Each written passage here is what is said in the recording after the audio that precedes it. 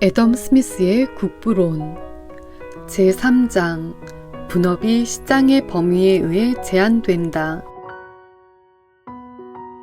교환의 힘이 분업을 일으키는 계기가 되는 것처럼 이 분업의 범위는 항상 그 교환의 힘의 범위, 즉 다시 말해 시장의 범위에 의해 제한될 수밖에 없습니다.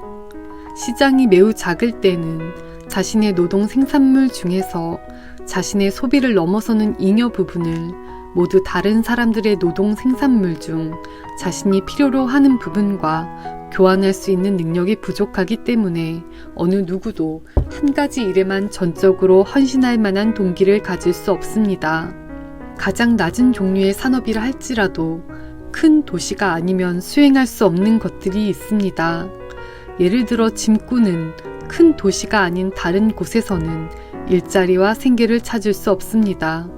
마을은 그에게 너무나 좁은 활동 영역이며 심지어 보통의 시장 도시에서조차 그에게 지속적인 일거리를 제공하기에는 충분히 크지 못합니다. 스코틀랜드 고지대와 같이 황량한 지방에 흩어져 있는 외딴 집들과 매우 작은 마을에서는 모든 농부가 자기 가족을 위해 정육업자, 제빵업자, 양조업자가 되어야 합니다. 그런 상황에서는 같은 업종의 다른 사람이 20마일 이내에 있는 대장장이, 목수, 석공조차 찾을 수 있기를 기대하기 어렵습니다. 그들 중 가장 가까운 사람으로부터 8에서 10마일 떨어진 곳에 사는 흩어진 가족들은 인구가 많은 지역에서라면 그런 장인들의 도움을 요청했을 많은 작은 일들을 스스로 수행하는 법을 배워야 합니다. 시골의 장인들은 거의 모든 곳에서 같은 종류의 재료를 다루는 것이어서 서로 많은 유사성을 가진 여러 산업 분야에 모두 종사해야 합니다. 시골 목수는 나무로 만드는 모든 종류의 일을 다룹니다. 시골 대장장이는 철로 만드는 모든 종류의 일을 합니다. 전자는 목수일 뿐 아니라 세공업자, 가구 제작자, 심지어 조각가이기도 하며 수레바퀴 제작자, 쟁기 제작자, 수레와 마차 제작자이기도 합니다. 후자의 직업은 훨씬 더 다양합니다. 스코틀랜드 고지대의 외딴 내륙 지방에서는 못 제조업자 같은 직업은 존재할 수 없습니다. 그런 장인이 하루에 1000개의 못을 만들고 1년에 300일을 일한다면 1년에 30만 개의 못을 만들 것입니다. 하지만 그 지역에서는 하루 일의 결과인 1000개조차도 1년에 처분하는 것이 불가능할 것입니다. 수상운송이 육상운송만으로는 제공할 수 없는 모든 종류의 산업에 더욱 광범위한 시장을 열어주는 것처럼 해안가와 항해 가능한 강변에서 모든 종류의 산업이 자연스럽게 세분화되고 개선되기 시작하며 이러한 개선이 내륙 지방으로 확산되는 것은 오랜 시간이 지난 후에야 이루어지는 경우가 많습니다. 넓은 바퀴를 단 집마차 한 대가 2사람의 인력과 8마리의 말에 이끌려 약 6주 동안 런던과 에든버러 사이에서 거의 4톤의 화물을 나르고 되가져 옵니다. 반면 거의 같은 시간에 6명이나 8명이 항해하는 한 척의 배가 런던과 리스 항구 사이를 오가며 종종 200톤의 화물을 나르고 되가져 옵니다. 따라서 6명이나 8명이 수상 운송의 도움으로 같은 시간에 런던과 에든버러 사이에서 나르고 되가져 올 수 있는 화물의 양은 100명의 인력, 400마리의 말이 끄는 50대의 집마차가 나르고 되가져 올 수 있는 양과 같습니다. 따라서 런던에서 에든버러까지 가장 값싼 육상 운송으로 나르는 200톤의 화물에는 100명의 3주간의 생활비와 400마리 말의 유지비 및 50대의 마차의 마모비가 계산되어야 합니다. 반면 같은 양의 화물을 수로로 나르는 데는 단지 6명이나 8명의 생계비와 200톤급 선박의 마모비, 그리고 더 큰 위험의 가치, 즉 육상 운송과 수상 운송 사이의 보험료 차이만 계산하면 됩니다. 따라서 만일 이 두 곳 사이에 육상 운송 외에 다른 교통수단이 없다면 무게에 비해 가격이 매우 비싼 화물 외에는 한 곳에서 다른 곳으로 운송할 수 없을 것이며 현재 그들 사이에 존재하는 상업의 작은 부분만을 수행할 수 있고 따라서 현재 서로의 산업에 상호 제공하고 있는 작은 부분만 도움을 줄 수 있을 것입니다. 세계의 멀리 떨어진 지역들 사이에는 어떤 종류의 상업도 거의 또는 전혀 없을 것입니다. 런던과 캘커타 사이의 육상 운송 비용을 감당할 수 있는 화물이 어떤 것이 있겠습니까? 또는 이런 비용을 감당할 수 있을 만큼 귀중한 것이 있다 하더라도 그토록 많은 야만 민족들의 영토를 통과하면서 어떤 안전을 보장받을 수 있겠습니까? 그러나 이 두 도시는 현재 서로 상당한 상업을 하고 있으며 상호 시장을 제공함으로써 서로의 산업에 상당한 자극을 주고 있습니다. 이처럼 수상 운송의 이점이 크므로 이런 편리함이 모든 종류의 노동 생산물의 전 세계를 시장으로 열어주는 곳에서 예술과 산업의 최초 개선이 이루어지는 것은 자연스러운 일이며 그것들이 내륙 지방으로 확산되는 것은 훨씬 늦는다는 것도 자연스럽습니다. 내륙 지방은 오랫동안 그들의 화물 대부분에 대해 그들 주변에 있으면서 그들을 해안과 큰 항해 가능한 강들로부터 분리시키는 지방 외에는 다른 시장을 가질 수 없습니다. 따라서 시장의 범위는 오랫동안 그 지방의 부와 인구에 비례할 수밖에 없으며 따라서 그들의 개선은 항상 그 지방의 개선보다 뒤따를 수밖에 없습니다. 우리의 북미 식민지에서 농장들은 지속적으로 해안이나 항해 가능한 강변을 따라 세워져 왔으며 둘 다 상당한 거리까지 확장된 곳은 거의 없습니다. 가장 신뢰할 만한 역사에 따르면 최초로 문명화된 것으로 보이는 민족들은 지중해 연안에 거주했던 사람들이었습니다. 세계에서 알려진 가장 큰 만인 그 바다는 조수가 없고 따라서 바람에 의해서만 일어나는 파도 외에는 파도가 없어서 그 매끄러운 표면과 수많은 섬들 그리고 인근 해안의 근접성으로 인해 세계의 초기 항해술에 극히 유리했습니다. 그때는 나침반을 모르기 때문에 사람들이 해안을 벗어나는 것을 두려워했고 조선술의 불안전 때문에 거친 대양의 파도에 몸을 맡기는 것을 두려워했던 때였습니다. 헤라클레스의 기둥 너머로 가는 것, 즉 지브롤터 해협 밖으로 항해하는 것은 고대 세계에서 오랫동안 가장 놀랍고 위험한 항해의 위협으로 여겨졌습니다. 그 옛 시대의 가장 숙련된 항해자이자 조선업자였던 페니키아인들과 카르타고인들조차 그것을 시도하기까지는 오랜 시간이 걸렸으며 그들이 오랫동안 그것을 시도한 유일한 민족이었습니다. 지중해 연안의 모든 나라 중에서 이집트가 농업이나 제조업을 상당한 수준까지 발전한 최초의 나라인 것 같습니다.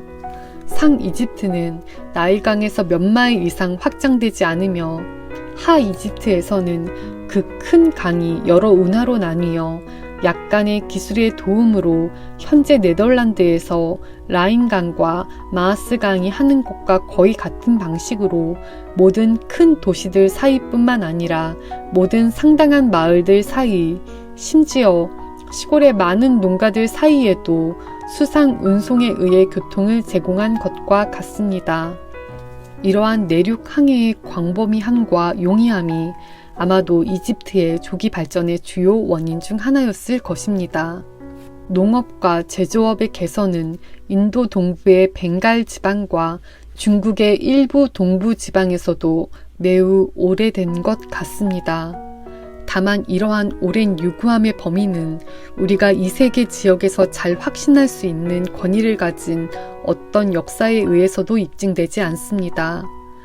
벵갈에서는 겐지스 강과 몇몇 다른 큰 강들이 이집트에서 나일강이 하는 것과 같은 방식으로 수많은 항해 가능한 운하들을 형성합니다.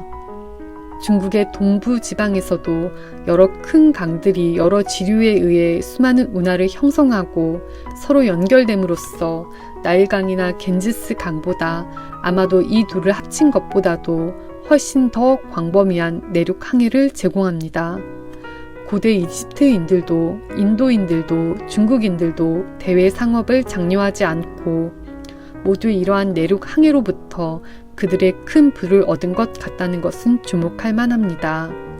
아프리카의 모든 내륙 지방과 흑해와 카스피의 북쪽 떨어진 거리에 있는 아시아의 모든 지방, 즉 고대의 스키타이, 현대의 타타르와 시베리아는 세계의 모든 시대에 걸쳐 우리가 현재 발견하는 것과 같은 야만적이고 문명화되지 않은 상태에 있었던 것 같습니다. 타타르해는 항해를 허용하지 않는 얼어붙은 바다이며 세계에서 가장 큰 강들 중 일부가 그 나라를 흐르고 있지만 그들은 서로 너무 멀리 떨어져 있어서 그 지역 대부분에 상업과 교통을 전달할 수 없습니다. 아프리카에는 유럽의 발트해와 아드리아해, 유럽과 아시아의 지중해와 흑해, 그리고 아시아의 아라비아, 페르시아, 인도, 벵갈, 그 거대한 대륙의 내부 지방에 해상 상업을 전달할 수 있는 그런 큰 만들이 없으며 아프리카의 큰 강들은 서로 너무 멀리 떨어져 있어서 상당한 내륙 항해의 기회를 제공하지 못합니다. 게다가 어떤 민족이 여러 큰 지류나 운하로 나뉘지 않고 바다에 도달하기 전에 다른 영토로 흘러가는 강을 통해 수행할 수 있는 상업은 결코 크게 발전할 수 없습니다. 왜냐하면 그 다른 영토를 소유한 민족들이 상류 지방과 바다 사이의 교통을 방해할 힘을 항상 가지고 있기 때문입니다. 다뉴브 강의 항해는 바이엘은 오스트리아, 헝가리의 여러 국가들에게 그들 중 어느 하나가 그것이 흑해로 흘러들어갈 때까지 그 전체 경로를 소유한다면 가질 수 있는 것에 비해 큰 도움이 되지 않습니다.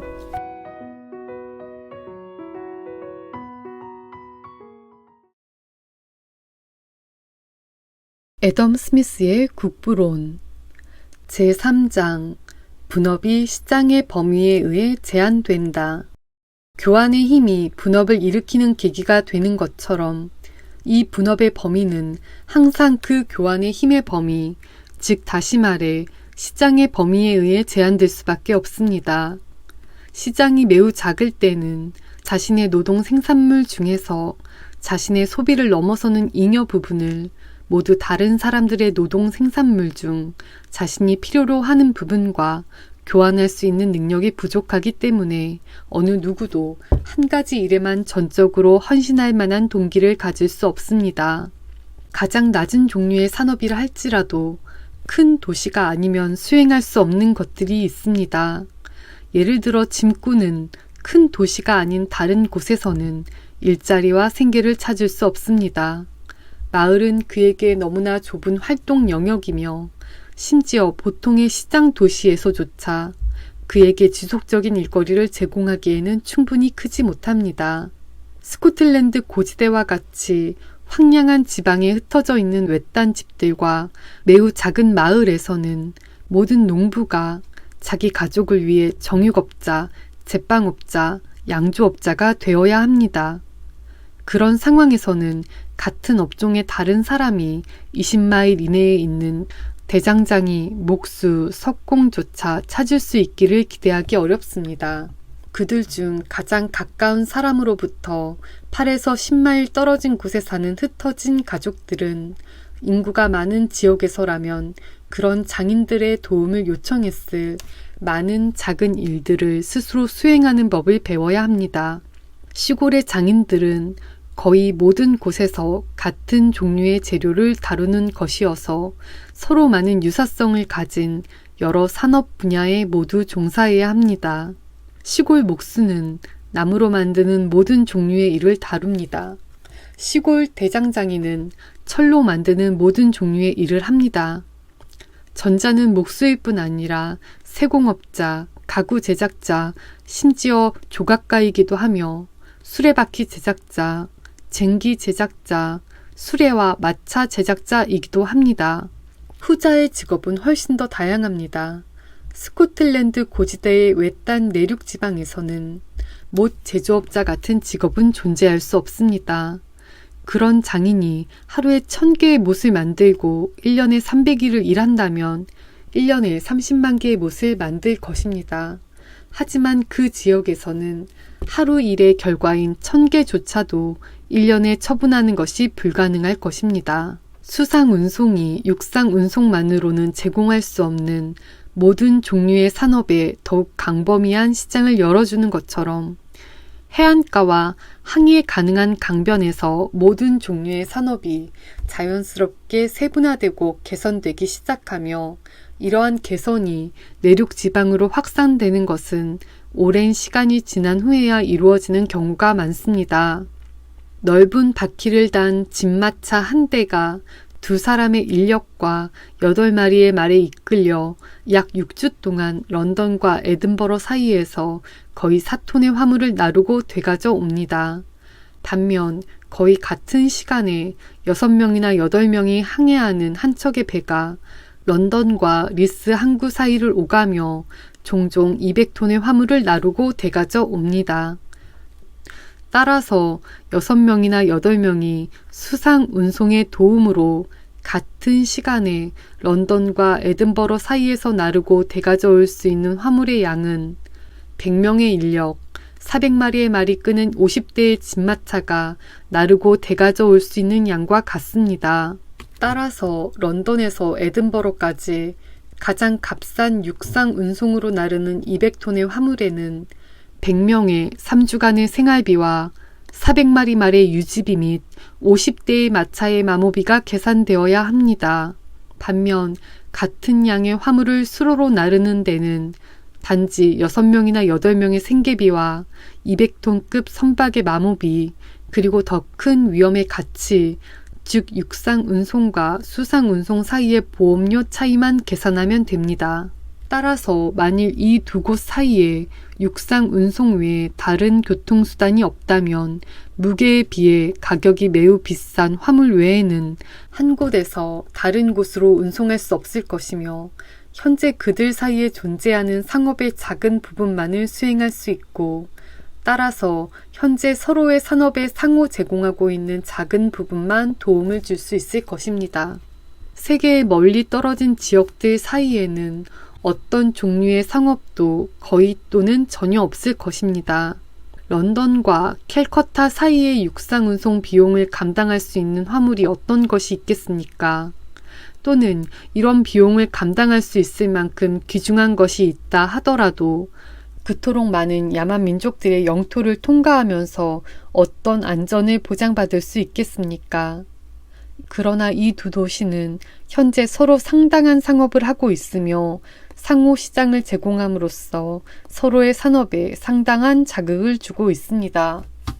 이처럼 수상 운송의 이점이 크므로 이런 편리함이 모든 종류의 노동 생산물의 전 세계를 시장으로 열어주는 곳에서 예술과 산업의 최초 개선이 이루어지는 것은 자연스러운 일이며 그것들이 내륙 지방으로 확산되는 것은 훨씬 늦는다는 것도 자연스럽습니다.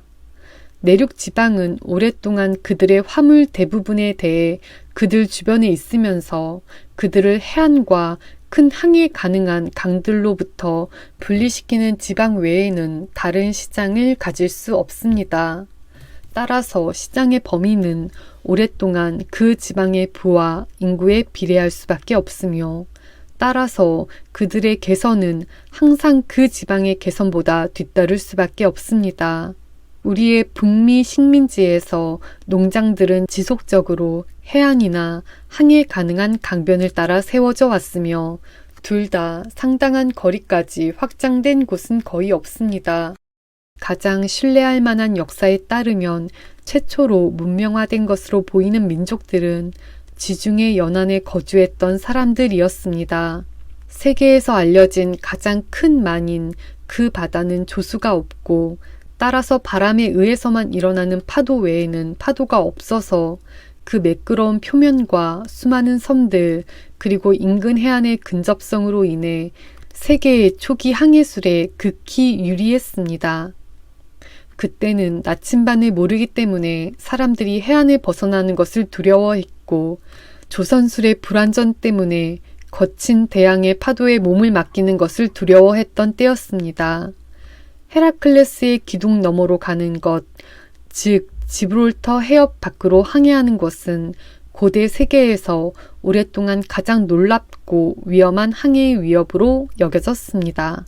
그 옛 시대의 가장 숙련된 항해자이자 조선업자였던 페니키아인들과 카르타고인들조차 그것을 시도하기까지는 오랜 시간이 걸렸으며 그들이 오랫동안 그것을 시도한 유일한 민족이었습니다.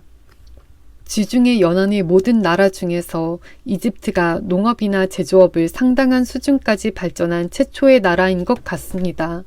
상 이집트는 나일강에서 몇 마일 이상 확장되지 않으며 하 이집트에서는 그 큰 강이 여러 운하로 나뉘어 약간의 기술의 도움으로 현재 네덜란드에서 라인강과 마하스강이 하는 것과 거의 같은 방식으로 모든 큰 도시들 사이뿐만 아니라 모든 상당한 마을들 사이, 심지어 시골의 많은 농가들 사이에도 수상 운송에 의해 교통을 제공한 것과 같습니다. 이러한 내륙 항해의 광범위함과 용이함이 아마도 이집트의 조기 발전의 주요 원인 중 하나였을 것입니다. 농업과 제조업의 개선은 인도 동부의 벵갈 지방과 중국의 일부 동부 지방에서도 매우 오래된 것 같습니다. 다만 이러한 오랜 유구함의 범위는 우리가 이 세계 지역에서 잘 확신할 수 있는 권위를 가진 어떤 역사에 의해서도 입증되지 않습니다. 벵갈에서는 겐지스 강과 몇몇 다른 큰 강들이 이집트에서 나일강이 하는 것과 같은 방식으로 수많은 항해 가능한 운하들을 형성합니다.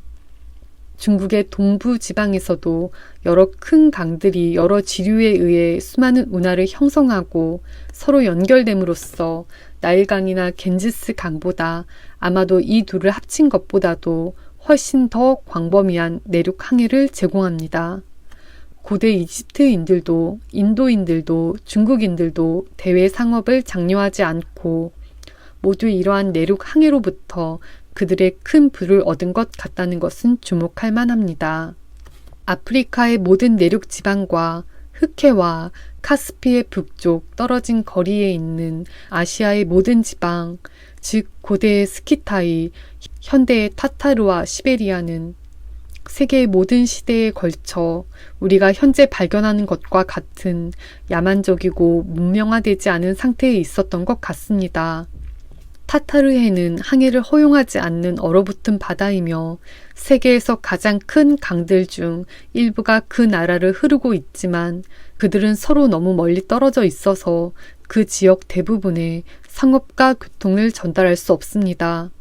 아프리카에는 유럽의 발트해와 아드리아해, 유럽과 아시아의 지중해와 흑해, 그리고 아시아의 아라비아, 페르시아, 인도, 벵갈, 그 거대한 대륙의 내부 지방에 해상 상업을 전달할 수 있는 그런 큰 만들이 없으며 아프리카의 큰 강들은 서로 너무 멀리 떨어져 있어서 상당한 내륙 항해의 기회를 제공하지 못합니다.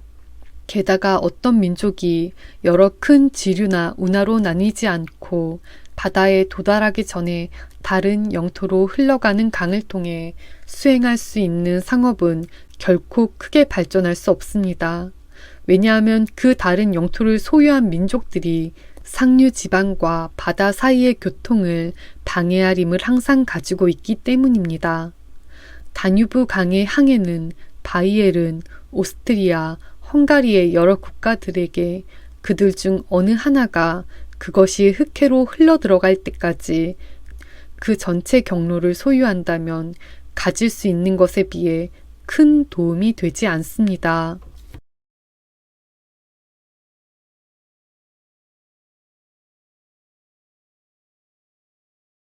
애덤 스미스의 국부론 제3장 분업이 시장의 범위에 의해 제한된다. 교환의 힘이 분업을 일으키는 계기가 되는 것처럼 이 분업의 범위는 항상 그 교환의 힘의 범위, 즉 다시 말해 시장의 범위에 의해 제한될 수밖에 없습니다. 시장이 매우 작을 때는 자신의 노동 생산물 중에서 자신의 소비를 넘어서는 잉여 부분을 모두 다른 사람들의 노동 생산물 중 자신이 필요로 하는 부분과 교환할 수 있는 능력이 부족하기 때문에 어느 누구도 한 가지 일에만 전적으로 헌신할 만한 동기를 가질 수 없습니다. 가장 낮은 종류의 산업이라 할지라도 큰 도시가 아니면 수행할 수 없는 것들이 있습니다. 예를 들어 짐꾼은 큰 도시가 아닌 다른 곳에서는 일자리와 생계를 찾을 수 없습니다. 마을은 그에게 너무나 좁은 활동 영역이며 심지어 보통의 시장 도시에서조차 그에게 지속적인 일거리를 제공하기에는 충분히 크지 못합니다. 스코틀랜드 고지대와 같이 황량한 지방에 흩어져 있는 외딴 집들과 매우 작은 마을에서는 모든 농부가 자기 가족을 위해 정육업자, 제빵업자, 양주업자가 되어야 합니다. 그런 상황에서는 같은 업종의 다른 사람이 20마일 이내에 있는 대장장이, 목수, 석공조차 찾을 수 있기를 기대하기 어렵습니다. 그들 중 가장 가까운 사람으로부터 8에서 10마일 떨어진 곳에 사는 흩어진 가족들은 인구가 많은 지역에서라면 그런 장인들의 도움을 요청했을 많은 작은 일들을 스스로 수행하는 법을 배워야 합니다. 시골의 장인들은 거의 모든 곳에서 같은 종류의 재료를 다루는 것이어서 서로 많은 유사성을 가진 여러 산업 분야에 모두 종사해야 합니다. 시골 목수는 나무로 만드는 모든 종류의 일을 다룹니다. 시골 대장장이는 철로 만드는 모든 종류의 일을 합니다. 전자는 목수일 뿐 아니라 세공업자, 가구 제작자, 심지어 조각가이기도 하며 수레바퀴 제작자, 쟁기 제작자, 수레와 마차 제작자이기도 합니다. 후자의 직업은 훨씬 더 다양합니다. 스코틀랜드 고지대의 외딴 내륙 지방에서는 못 제조업자 같은 직업은 존재할 수 없습니다. 그런 장인이 하루에 1000개의 못을 만들고 1년에 300일을 일한다면 1년에 30만 개의 못을 만들 것입니다. 하지만 그 지역에서는 하루 일의 결과인 1000개조차도 1년에 처분하는 것이 불가능할 것입니다. 수상운송이 육상운송만으로는 제공할 수 없는 모든 종류의 산업에 더욱 광범위한 시장을 열어주는 것처럼 해안가와 항해 가능한 강변에서 모든 종류의 산업이 자연스럽게 세분화되고 개선되기 시작하며 이러한 개선이 내륙 지방으로 확산되는 것은 오랜 시간이 지난 후에야 이루어지는 경우가 많습니다. 넓은 바퀴를 단 집마차 한 대가 2사람의 인력과 8마리의 말에 이끌려 약 6주 동안 런던과 에든버러 사이에서 거의 4톤의 화물을 나르고 되가져 옵니다. 반면 거의 같은 시간에 6명이나 8명이 항해하는 한 척의 배가 런던과 리스 항구 사이를 오가며 종종 200톤의 화물을 나르고 되가져 옵니다. 따라서 6명이나 8명이 수상 운송의 도움으로 같은 시간에 런던과 에든버러 사이에서 나르고 되가져 올 수 있는 화물의 양은 100명의 인력, 400마리의 말이 끄는 50대의 집마차가 나르고 되가져 올 수 있는 양과 같습니다. 따라서 런던에서 에든버러까지 가장 값싼 육상 운송으로 나르는 200톤의 화물에는 100명의 3주간의 생활비와 400마리 말의 유지비 및 50대의 마차의 마모비가 계산되어야 합니다. 반면 같은 양의 화물을 수로로 나르는 데는 단지 6명이나 8명의 생계비와 200톤급 선박의 마모비, 그리고 더 큰 위험의 가치, 즉 육상 운송과 수상 운송 사이의 보험료 차이만 계산하면 됩니다. 따라서 만일 이 두 곳 사이에 육상 운송 외에 다른 교통수단이 없다면 무게에 비해 가격이 매우 비싼 화물 외에는 한 곳에서 다른 곳으로 운송할 수 없을 것이며 현재 그들 사이에 존재하는 상업의 작은 부분만을 수행할 수 있고 따라서 현재 서로의 산업에 상호 제공하고 있는 작은 부분만 도움을 줄 수 있을 것입니다. 세계의 멀리 떨어진 지역들 사이에는 어떤 종류의 상업도 거의 또는 전혀 없을 것입니다.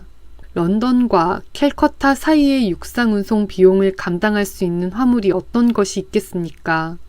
또는 이런 비용을 감당할 수 있을 만큼 귀중한 것이 있다 하더라도 그토록 많은 야만 민족들의 영토를 통과하면서 어떤 안전을 보장받을 수 있겠습니까? 그러나 이 두 도시는 현재 서로 상당한 상업을 하고 있으며 상호 시장을 제공함으로써 서로의 산업에 상당한 자극을 주고 있습니다. 이처럼 수상 운송의 이점이 크므로 이런 편리함이 모든 종류의 노동 생산물의 전 세계를 시장으로 열어주는 곳에서 예술과 산업의 최초 개선이 이루어지는 것은 자연스러운 일이며 그것들이 내륙 지방으로 확산되는 것은 훨씬 늦는다는 것도 자연스럽습니다. 내륙 지방은 오랫동안 그들의 화물 대부분에 대해 그들 주변에 있으면서 그들을 해안과 큰 항해 가능한 강들로부터 분리시키는 지방 외에는 다른 시장을 가질 수 없습니다. 따라서 시장의 범위는 오랫동안 그 지방의 부와 인구에 비례할 수밖에 없으며 따라서 그들의 개선은 항상 그 지방의 개선보다 뒤따를 수밖에 없습니다. 우리의 북미 식민지에서 농장들은 지속적으로 해안이나 항해 가능한 강변을 따라 세워져 왔으며 둘 다 상당한 거리까지 확장된 곳은 거의 없습니다. 가장 신뢰할 만한 역사에 따르면 최초로 문명화된 것으로 보이는 민족들은 지중해 연안에 거주했던 사람들이었습니다. 세계에서 알려진 가장 큰 만인 그 바다는 조수가 없고 따라서 바람에 의해서만 일어나는 파도 외에는 파도가 없어서 그 매끄러운 표면과 수많은 섬들 그리고 인근 해안의 근접성으로 인해 세계의 초기 항해술에 극히 유리했습니다.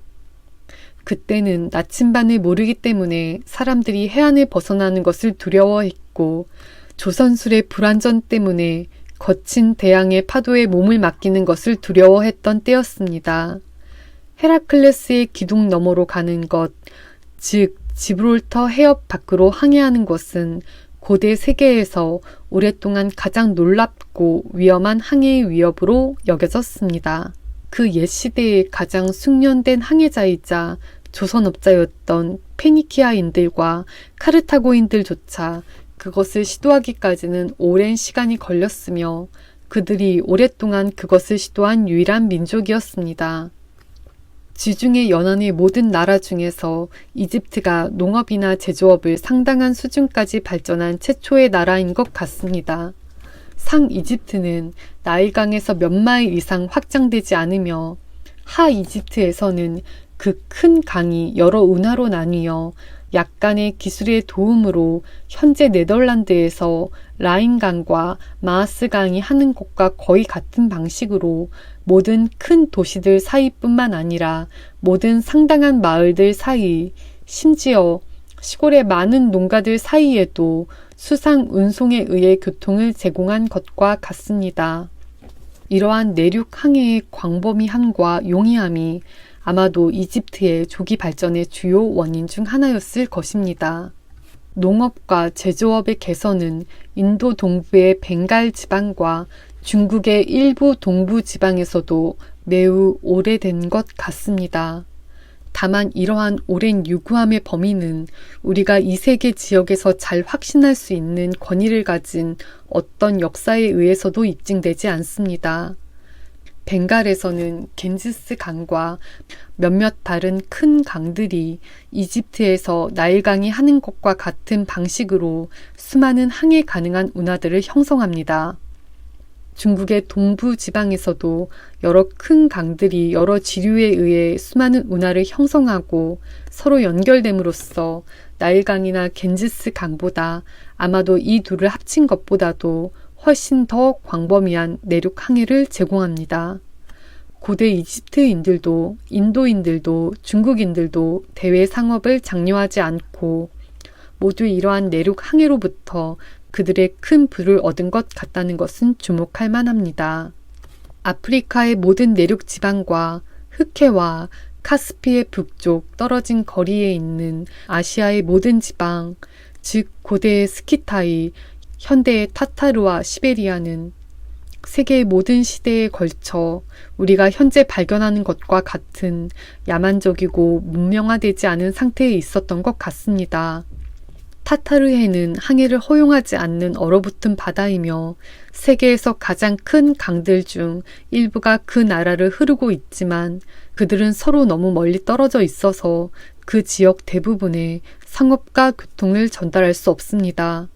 아프리카에는 유럽의 발트해와 아드리아해, 유럽과 아시아의 지중해와 흑해, 그리고 아시아의 아라비아, 페르시아, 인도, 벵갈, 그 거대한 대륙의 내부 지방에 해상 상업을 전달할 수 있는 그런 큰 만들이 없으며 아프리카의 큰 강들은 서로 너무 멀리 떨어져 있어서 상당한 내륙 항해의 기회를 제공하지 못합니다.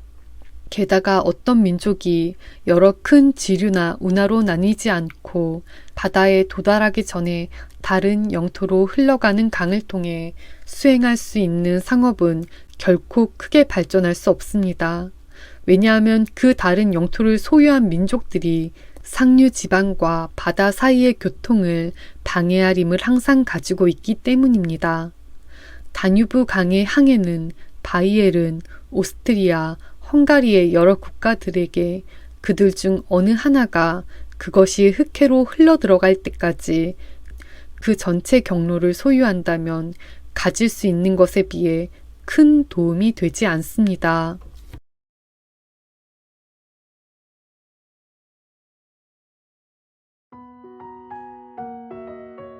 애덤 스미스의 국부론 제3장 분업이 시장의 범위에 의해 제한된다. 교환의 힘이 분업을 일으키는 계기가 되는 것처럼 이 분업의 범위는 항상 그 교환의 힘의 범위, 즉 다시 말해 시장의 범위에 의해 제한될 수밖에 없습니다. 시장이 매우 작을 때는 자신의 노동 생산물 중에서 자신의 소비를 넘어서는 잉여 부분을 모두 다른 사람들의 노동 생산물 중 자신이 필요로 하는 부분과 교환할 수 있는 능력이 부족하기 때문에 어느 누구도 한 가지 일에만 전적으로 헌신할 만한 동기를 가질 수 없습니다. 가장 낮은 종류의 산업이라 할지라도 큰 도시가 아니면 수행할 수 없는 것들이 있습니다. 예를 들어 짐꾼은 큰 도시가 아닌 다른 곳에서는 일자리와 생계를 찾을 수 없습니다. 마을은 그에게 너무나 좁은 활동 영역이며 심지어 보통의 시장 도시에서조차 그에게 지속적인 일거리를 제공하기에는 충분히 크지 못합니다. 스코틀랜드 고지대와 같이 황량한 지방에 흩어져 있는 외딴 집들과 매우 작은 마을에서는 모든 농부가 자기 가족을 위해 정육업자, 제빵업자, 양조업자가 되어야 합니다. 그런 상황에서는 같은 업종의 다른 사람이 20마일 이내에 있는 대장장이, 목수, 석공조차 찾을 수 있기를 기대하기 어렵습니다. 그들 중 가장 가까운 사람으로부터 8에서 10마일 떨어진 곳에 사는 흩어진 가족들은 인구가 많은 지역에서라면 그런 장인들의 도움을 요청했을 많은 작은 일들을 스스로 수행하는 법을 배워야 합니다. 시골의 장인들은 거의 모든 곳에서 같은 종류의 재료를 다루는 것이어서 서로 많은 유사성을 가진 여러 산업 분야에 모두 종사해야 합니다. 시골 목수는 나무로 만드는 모든 종류의 일을 다룹니다. 시골 대장장이는 철로 만드는 모든 종류의 일을 합니다. 전자는 목수일 뿐 아니라 세공업자, 가구 제작자, 심지어 조각가이기도 하며 수레바퀴 제작자, 쟁기 제작자, 수레와 마차 제작자이기도 합니다. 후자의 직업은 훨씬 더 다양합니다. 스코틀랜드 고지대의 외딴 내륙 지방에서는 못 제조업자 같은 직업은 존재할 수 없습니다. 그런 장인이 하루에 1000개의 못을 만들고 1년에 300일을 일한다면 1년에 30만 개의 못을 만들 것입니다. 하지만 그 지역에서는 하루 일의 결과인 1000개조차도 1년에 처분하는 것이 불가능할 것입니다.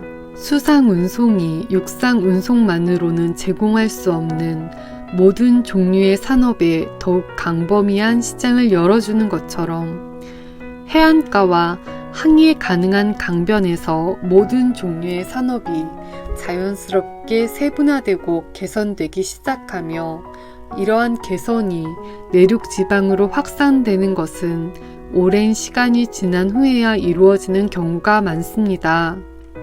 넓은 바퀴를 단 진마차 한 대가 2사람의 인력과 8마리의 말에 이끌려 약 6주 동안 런던과 에든버러 사이에서 거의 4톤의 화물을 나르고 되가져 옵니다. 반면 거의 같은 시간에 6명이나 8명이 항해하는 한 척의 배가 런던과 리스 항구 사이를 오가며 종종 200톤의 화물을 나르고 되가져 옵니다. 따라서 6명이나 8명이 수상 운송의 도움으로 같은 시간에 런던과 에든버러 사이에서 나르고 되가져 올 수 있는 화물의 양은 100명의 인력, 400마리의 말이 끄는 50대의 진마차가 나르고 되가져 올 수 있는 양과 같습니다. 따라서 런던에서 에든버러까지 가장 값싼 육상 운송으로 나르는 200톤의 화물에는 100명의 3주간의 생활비와 400마리 말의 유지비 및 50대의 마차의 마모비가 계산되어야 합니다. 반면 같은 양의 화물을 수로로 나르는 데는 단지 6명이나 8명의 생계비와 200톤급 선박의 마모비, 그리고 더 큰 위험의 가치, 즉 육상 운송과 수상 운송 사이의 보험료 차이만 계산하면 됩니다. 따라서 만일 이 두 곳 사이에 육상 운송 외에 다른 교통수단이 없다면 무게에 비해 가격이 매우 비싼 화물 외에는 한 곳에서 다른 곳으로 운송할 수 없을 것이며 현재 그들 사이에 존재하는 상업의 작은 부분만을 수행할 수 있고 따라서 현재 서로의 산업에 상호 제공하고 있는 작은 부분만 도움을 줄 수 있을 것입니다. 세계의 멀리 떨어진 지역들 사이에는 어떤 종류의 상업도 거의 또는 전혀 없을 것입니다. 런던과 캘커타 사이의 육상운송 비용을 감당할 수 있는 화물이 어떤 것이 있겠습니까? 또는 이런 비용을 감당할 수 있을 만큼 귀중한 것이 있다 하더라도 그토록 많은 야만 민족들의 영토를 통과하면서 어떤 안전을 보장받을 수 있겠습니까?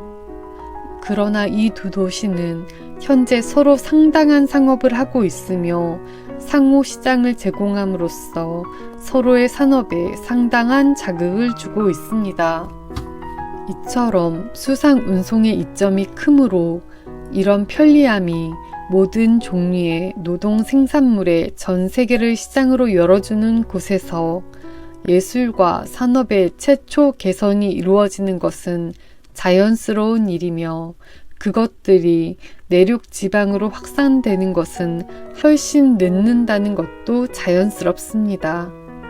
내륙 지방은 오랫동안 그들의 화물 대부분에 대해 그들 주변에 있으면서 그들을 해안과 큰 항해 가능한 강들로부터 분리시키는 지방 외에는 다른 시장을 가질 수 없습니다.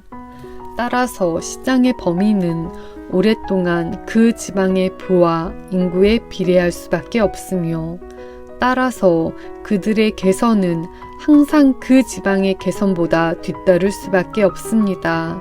우리의 북미 식민지에서 농장들은 지속적으로 해안이나 항해 가능한 강변을 따라 세워져 왔으며 둘 다 상당한 거리까지 확장된 곳은 거의 없습니다. 가장 신뢰할 만한 역사에 따르면 최초로 문명화된 것으로 보이는 민족들은 지중해 연안에 거주했던 사람들이었습니다. 세계에서 알려진 가장 큰 만인 그 바다는 조수가 없고 따라서 바람에 의해서만 일어나는 파도 외에는 파도가 없어서 그 매끄러운 표면과 수많은 섬들 그리고 인근 해안의 근접성으로 인해 세계의 초기 항해술에 극히 유리했습니다. 그때는 나침반을 모르기 때문에 사람들이 해안을 벗어나는 것을 두려워했고 조선술의 불안전 때문에 거친 대양의 파도에 몸을 맡기는 것을 두려워했던 때였습니다. 헤라클레스의 기둥 너머로 가는 것, 즉 지브롤터 해협 밖으로 항해하는 것은 고대 세계에서 오랫동안 가장 놀랍고 위험한 항해의 위협으로 여겨졌습니다. 그 옛 시대의 가장 숙련된 항해자이자 조선업자였던 페니키아인들과 카르타고인들조차 그것을 시도하기까지는 오랜 시간이 걸렸으며 그들이 오랫동안 그것을 시도한 유일한 민족이었습니다. 지중해 연안의 모든 나라 중에서 이집트가 농업이나 제조업을 상당한 수준까지 발전한 최초의 나라인 것 같습니다. 상 이집트는 나일강에서 몇 마일 이상 확장되지 않으며 하 이집트에서는 그 큰 강이 여러 운하로 나뉘어 약간의 기술의 도움으로 현재 네덜란드에서 라인강과 마하스강이 하는 것과 거의 같은 방식으로 모든 큰 도시들 사이뿐만 아니라 모든 상당한 마을들 사이, 심지어 시골의 많은 농가들 사이에도 수상 운송에 의해 교통을 제공한 것과 같습니다. 이러한 내륙 항해의 광범위함과 용이함이 아마도 이집트의 조기 발전의 주요 원인 중 하나였을 것입니다. 농업과 제조업의 개선은 인도 동부의 벵갈 지방과 중국의 일부 동부 지방에서도 매우 오래된 것 같습니다. 다만 이러한 오랜 유구함의 범위는 우리가 이 세계 지역에서 잘 확신할 수 있는 권위를 가진 어떤 역사에 의해서도 입증되지 않습니다. 벵갈에서는 겐지스 강과 몇몇 다른 큰 강들이 이집트에서 나일강이 하는 것과 같은 방식으로 수많은 항해 가능한 운하들을 형성합니다. 중국의 동부 지방에서도 여러 큰 강들이 여러 지류에 의해 수많은 운하를 형성하고 서로 연결됨으로써 나일강이나 겐지스 강보다 아마도 이 둘을 합친 것보다도 훨씬 더 광범위한 내륙 항해를 제공합니다. 고대 이집트인들도 인도인들도 중국인들도 대외 상업을 장려하지 않고 모두 이러한 내륙 항해로부터 그들의 큰 부를 얻은 것 같다는 것은 주목할 만합니다.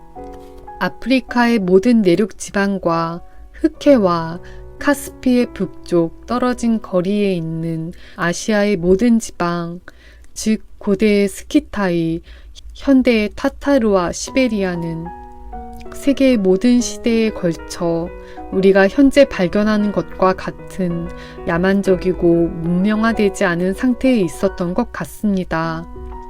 타타르해는 항해를 허용하지 않는 얼어붙은 바다이며 세계에서 가장 큰 강들 중 일부가 그 나라를 흐르고 있지만 그들은 서로 너무 멀리 떨어져 있어서 그 지역 대부분에 상업과 교통을 전달할 수 없습니다.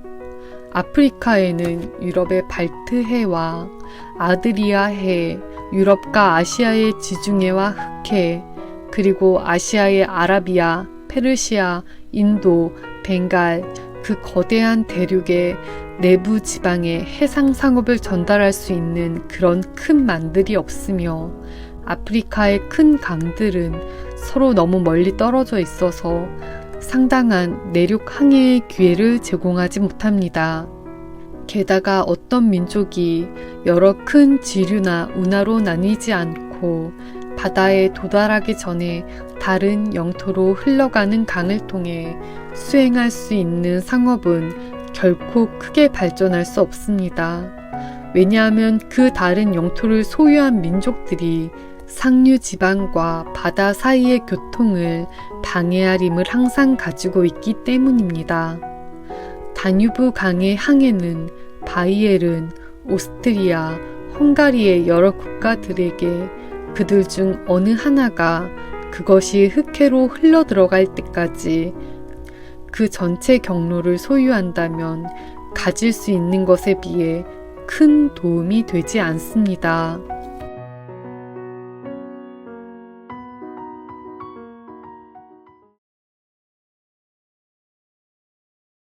애덤 스미스의 국부론 제3장 분업이 시장의 범위에 의해 제한된다. 교환의 힘이 분업을 일으키는 계기가 되는 것처럼 이 분업의 범위는 항상 그 교환의 힘의 범위, 즉 다시 말해 시장의 범위에 의해 제한될 수밖에 없습니다.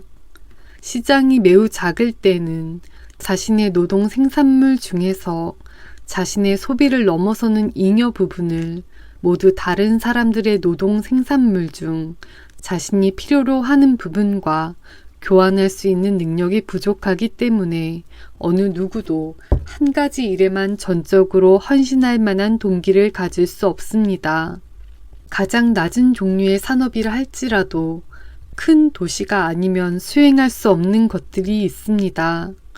예를 들어 짐꾼은 큰 도시가 아닌 다른 곳에서는 일자리와 생계를 찾을 수 없습니다. 마을은 그에게 너무나 좁은 활동 영역이며 심지어 보통의 시장 도시에서조차 그에게 지속적인 일거리를 제공하기에는 충분히 크지 못합니다. 스코틀랜드 고지대와 같이 황량한 지방에 흩어져 있는 외딴 집들과 매우 작은 마을에서는 모든 농부가 자기 가족을 위해 정육업자, 제빵업자, 양조업자가 되어야 합니다. 그런 상황에서는 같은 업종의 다른 사람이 20마일 이내에 있는 대장장이, 목수, 석공조차 찾을 수 있기를 기대하기 어렵습니다. 그들 중 가장 가까운 사람으로부터 8에서 10마일 떨어진 곳에 사는 흩어진 가족들은 인구가 많은 지역에서라면 그런 장인들의 도움을 요청했을 많은 작은 일들을 스스로 수행하는 법을 배워야 합니다.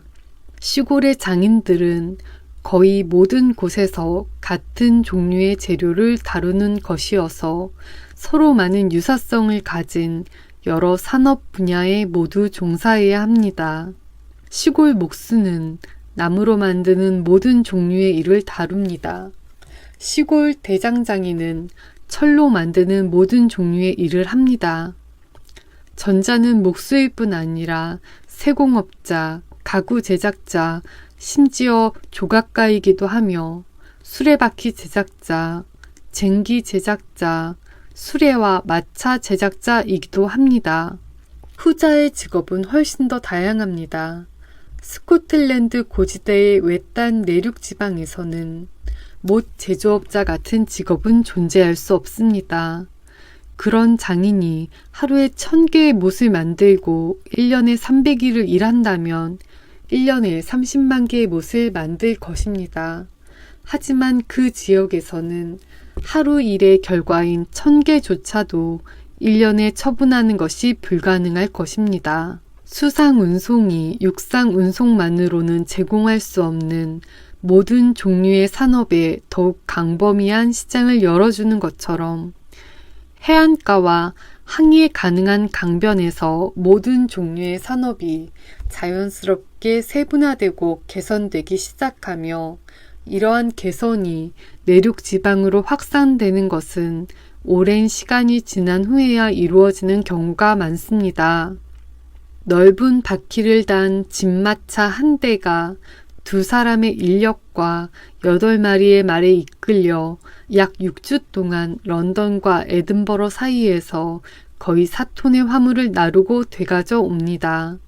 반면 거의 같은 시간에 6명이나 8명이 항해하는 한 척의 배가 런던과 리스 항구 사이를 오가며 종종 200톤의 화물을 나르고 되가져 옵니다. 따라서 6명이나 8명이 수상 운송의 도움으로 같은 시간에 런던과 에든버러 사이에서 나르고 되가져올 수 있는 화물의 양은 100명의 인력, 400마리의 말이 끄는 50대의 집마차가 나르고 되가져올 수 있는 양과 같습니다. 따라서 런던에서 에든버러까지 가장 값싼 육상 운송으로 나르는 200톤의 화물에는 100명의 3주간의 생활비와 400마리 말의 유지비 및 50대의 마차의 마모비가 계산되어야 합니다. 반면 같은 양의 화물을 수로로 나르는 데는 단지 6명이나 8명의 생계비와 200톤급 선박의 마모비, 그리고 더 큰 위험의 가치, 즉 육상 운송과 수상 운송 사이의 보험료 차이만 계산하면 됩니다. 따라서 만일 이 두 곳 사이에 육상 운송 외에 다른 교통수단이 없다면 무게에 비해 가격이 매우 비싼 화물 외에는 한 곳에서 다른 곳으로 운송할 수 없을 것이며 현재 그들 사이에 존재하는 상업의 작은 부분만을 수행할 수 있고 따라서 현재 서로의 산업에 상호 제공하고 있는 작은 부분만 도움을 줄 수 있을 것입니다. 세계의 멀리 떨어진 지역들 사이에는 어떤 종류의 상업도 거의 또는 전혀 없을 것입니다. 런던과 캘커타 사이의 육상 운송 비용을 감당할 수 있는 화물이 어떤 것이 있겠습니까? 또는 이런 비용을 감당할 수 있을 만큼 귀중한 것이 있다 하더라도 그토록 많은 야만 민족들의 영토를 통과하면서 어떤 안전을 보장받을 수 있겠습니까? 그러나 이 두 도시는 현재 서로 상당한 상업을 하고 있으며 상호 시장을 제공함으로써 서로의 산업에 상당한 자극을 주고 있습니다.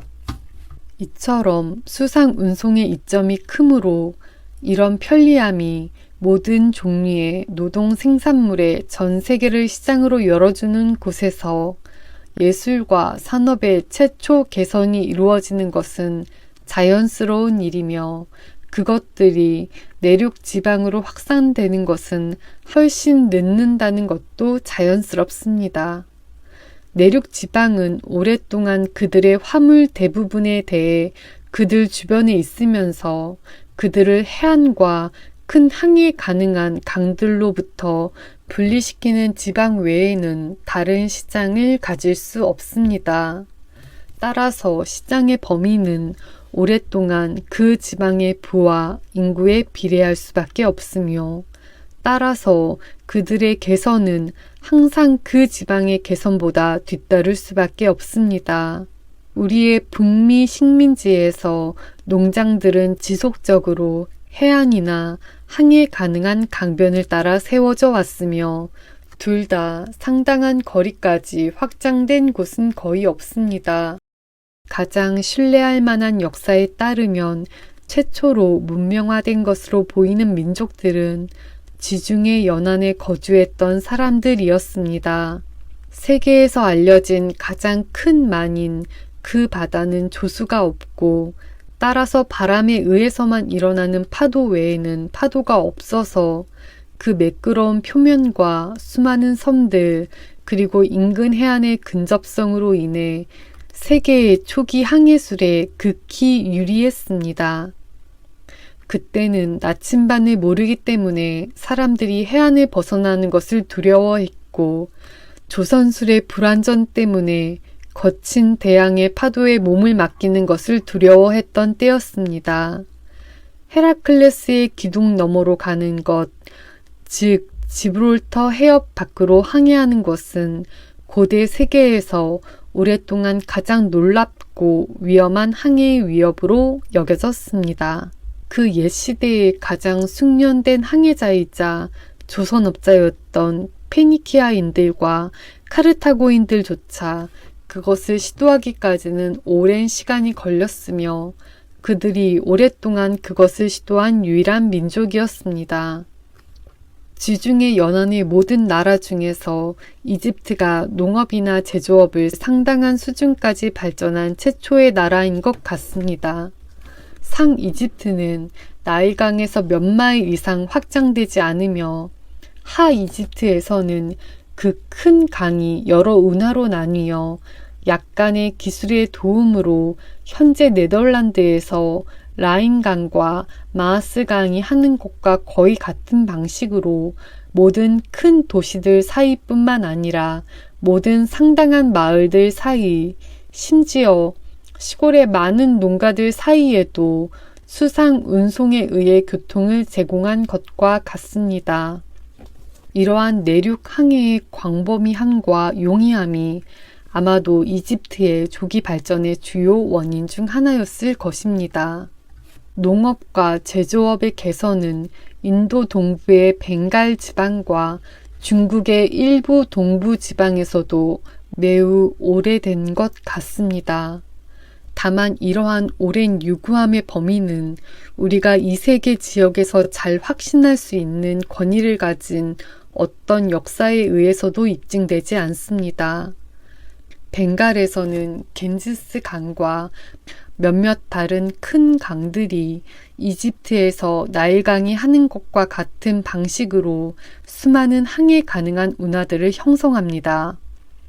중국의 동부 지방에서도 여러 큰 강들이 여러 지류에 의해 수많은 운하를 형성하고 서로 연결됨으로써 나일강이나 겐지스 강보다 아마도 이 둘을 합친 것보다도 훨씬 더 광범위한 내륙 항해를 제공합니다. 고대 이집트인들도 인도인들도 중국인들도 대외 상업을 장려하지 않고 모두 이러한 내륙 항해로부터 그들의 큰 부를 얻은 것 같다는 것은 주목할 만합니다. 아프리카의 모든 내륙 지방과 흑해와 카스피의 북쪽 떨어진 거리에 있는 아시아의 모든 지방, 즉 고대의 스키타이, 현대의 타타르와 시베리아는 세계의 모든 시대에 걸쳐 우리가 현재 발견하는 것과 같은 야만적이고 문명화되지 않은 상태에 있었던 것 같습니다. 타타르해는 항해를 허용하지 않는 얼어붙은 바다이며 세계에서 가장 큰 강들 중 일부가 그 나라를 흐르고 있지만 그들은 서로 너무 멀리 떨어져 있어서 그 지역 대부분에 상업과 교통을 전달할 수 없습니다. 아프리카에는 유럽의 발트해와 아드리아해, 유럽과 아시아의 지중해와 흑해, 그리고 아시아의 아라비아, 페르시아, 인도, 벵갈, 그 거대한 대륙의 내부 지방에 해상 상업을 전달할 수 있는 그런 큰 만들이 없으며 아프리카의 큰 강들은 서로 너무 멀리 떨어져 있어서 상당한 내륙 항해의 기회를 제공하지 못합니다. 게다가 어떤 민족이 여러 큰 지류나 운하로 나뉘지 않고 바다에 도달하기 전에 다른 영토로 흘러가는 강을 통해 수행할 수 있는 상업은 결코 크게 발전할 수 없습니다. 왜냐하면 그 다른 영토를 소유한 민족들이 상류 지방과 바다 사이의 교통을 방해할 힘을 항상 가지고 있기 때문입니다. 다뉴브 강의 항해는 바이엘은 오스트리아, 헝가리의 여러 국가들에게 그들 중 어느 하나가 그것이 흑해로 흘러 들어갈 때까지 그 전체 경로를 소유한다면 가질 수 있는 것에 비해 큰 도움이 되지 않습니다.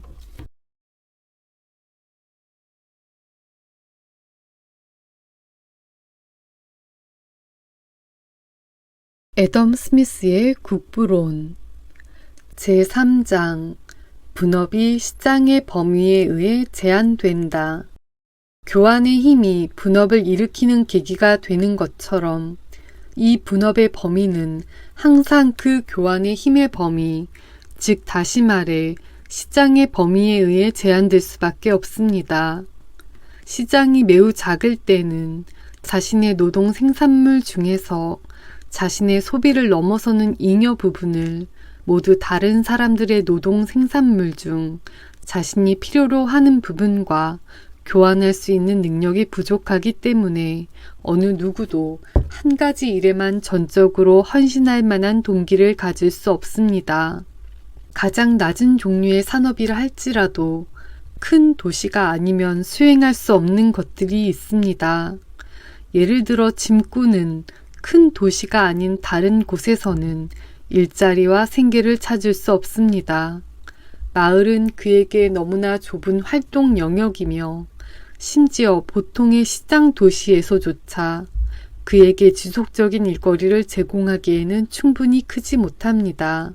스코틀랜드 고지대와 같이 황량한 지방에 흩어져 있는 외딴 집들과 매우 작은 마을에서는 모든 농부가 자기 가족을 위해 정육업자, 제빵업자, 양조업자가 되어야 합니다. 그런 상황에서는 같은 업종의 다른 사람이 20마일 이내에 있는 대장장이, 목수, 석공조차 찾을 수 있기를 기대하기 어렵습니다. 그들 중 가장 가까운 사람으로부터 8에서 10마일 떨어진 곳에 사는 흩어진 가족들은 인구가 많은 지역에서라면 그런 장인들의 도움을 요청했을 많은 작은 일들을 스스로 수행하는 법을 배워야 합니다. 시골의 장인들은 거의 모든 곳에서 같은 종류의 재료를 다루는 것이어서 서로 많은 유사성을 가진 여러 산업 분야에 모두 종사해야 합니다. 시골 목수는 나무로 만드는 모든 종류의 일을 다룹니다. 시골 대장장이는 철로 만드는 모든 종류의 일을 합니다. 전자는 목수일 뿐 아니라 세공업자, 가구 제작자, 심지어 조각가이기도 하며 수레바퀴 제작자, 쟁기 제작자, 수레와 마차 제작자이기도 합니다. 후자의 직업은 훨씬 더 다양합니다. 스코틀랜드 고지대의 외딴 내륙 지방에서는 못 제조업자 같은 직업은 존재할 수 없습니다.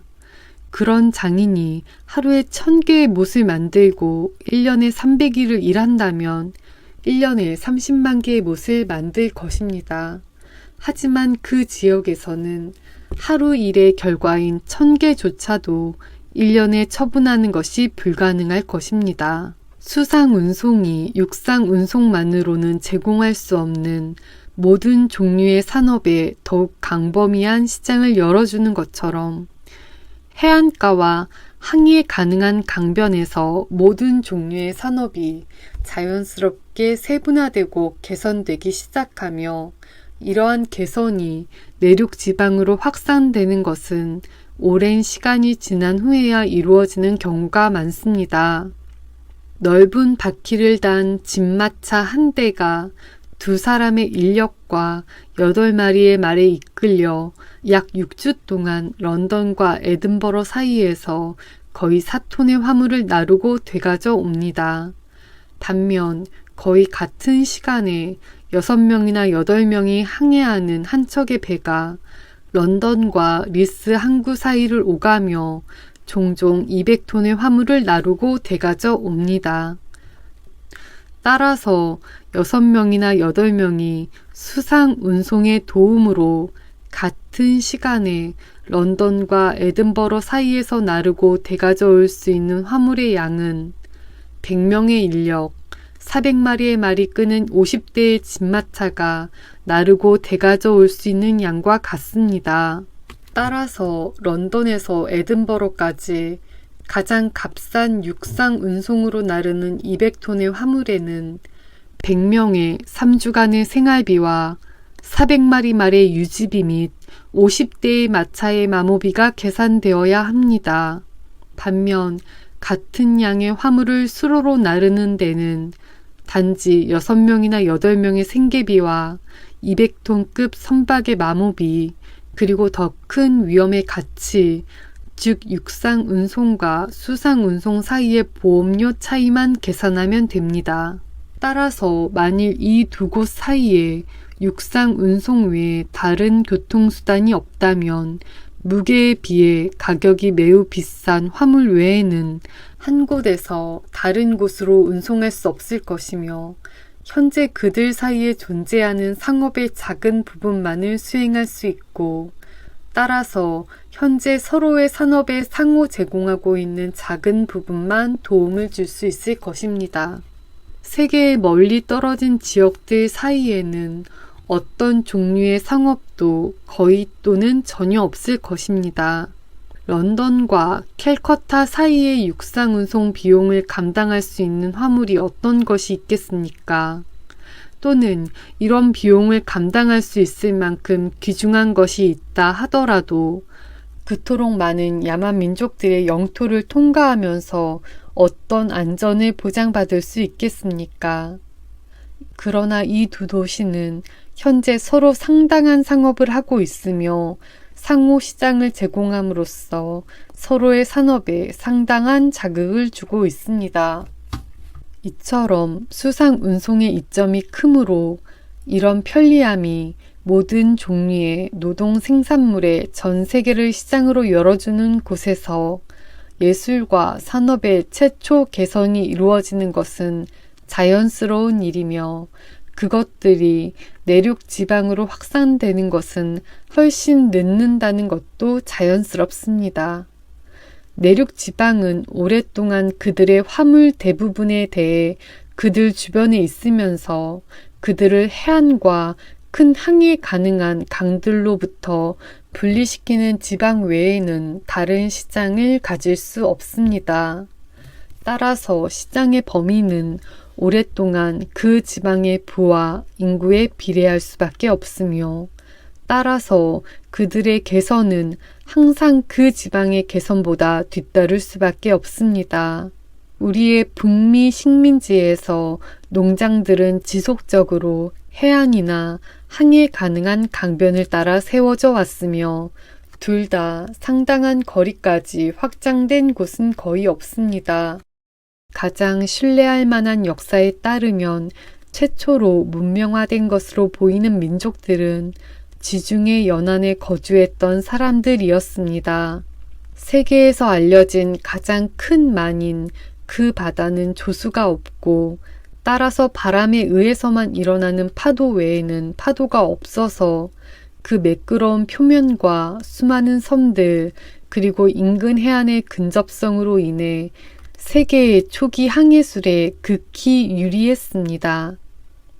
그때는 나침반을 모르기 때문에 사람들이 해안을 벗어나는 것을 두려워했고 조선술의 불안전 때문에 거친 대양의 파도에 몸을 맡기는 것을 두려워했던 때였습니다. 헤라클레스의 기둥 너머로 가는 것, 즉 지브롤터 해협 밖으로 항해하는 것은 고대 세계에서 오랫동안 가장 놀랍고 위험한 항해의 위협으로 여겨졌습니다. 그 옛 시대의 가장 숙련된 항해자이자 조선업자였던 페니키아인들과 카르타고인들조차 그것을 시도하기까지는 오랜 시간이 걸렸으며 그들이 오랫동안 그것을 시도한 유일한 민족이었습니다.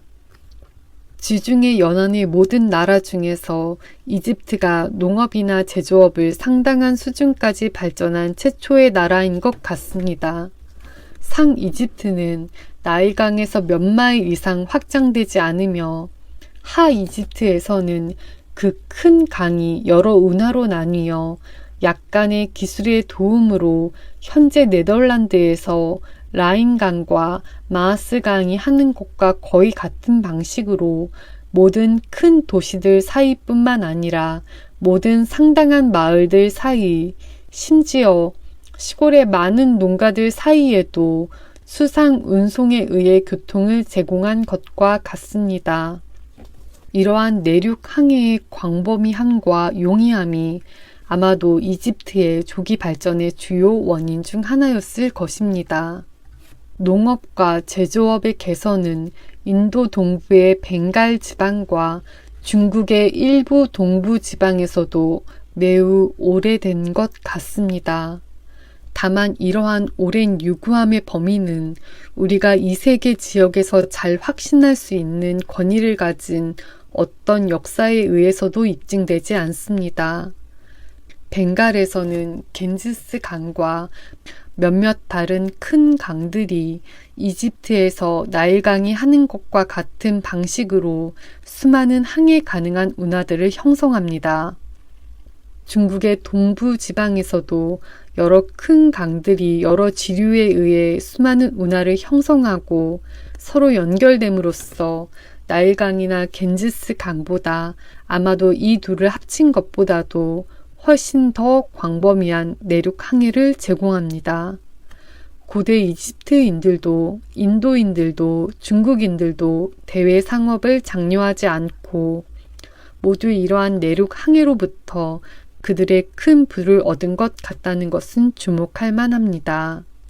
아프리카의 모든 내륙 지방과 흑해와 카스피의 북쪽 떨어진 거리에 있는 아시아의 모든 지방, 즉 고대의 스키타이, 현대의 타타르와 시베리아는 세계의 모든 시대에 걸쳐 우리가 현재 발견하는 것과 같은 야만적이고 문명화되지 않은 상태에 있었던 것 같습니다.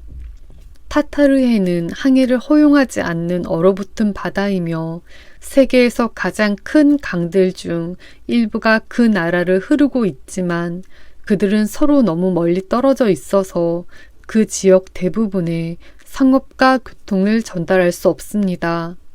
아프리카에는 유럽의 발트해와 아드리아해, 유럽과 아시아의 지중해와 흑해, 그리고 아시아의 아라비아, 페르시아, 인도, 벵갈, 그 거대한 대륙의 내부 지방에 해상 상업을 전달할 수 있는 그런 큰 만들이 없으며 아프리카의 큰 강들은 서로 너무 멀리 떨어져 있어서 상당한 내륙 항해의 기회를 제공하지 못합니다. 게다가 어떤 민족이 여러 큰 지류나 운하로 나뉘지 않고 바다에 도달하기 전에 다른 영토로 흘러가는 강을 통해 수행할 수 있는 상업은 결코 크게 발전할 수 없습니다. 왜냐하면 그 다른 영토를 소유한 민족들이 상류 지방과 바다 사이의 교통을 방해할 힘을 항상 가지고 있기 때문입니다.